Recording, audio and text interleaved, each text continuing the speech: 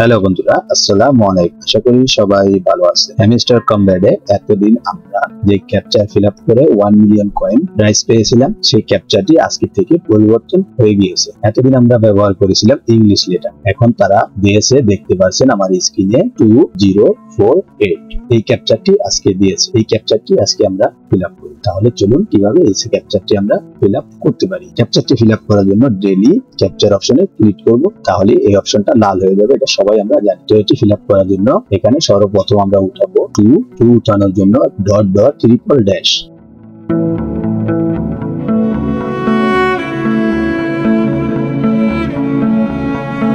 আমাদের 2 হয়ে গিয়েছে। এবার উঠাবো 0 উঠানোর জন্য 5টা ড্যাশ ব্যবহার করতে হবে।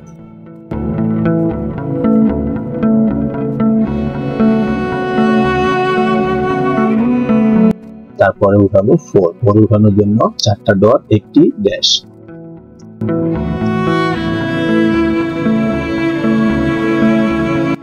তারপরে উঠাবো আমরা 8 উঠানোর জন্য 3টি ড্যাশ, 2টি ডট।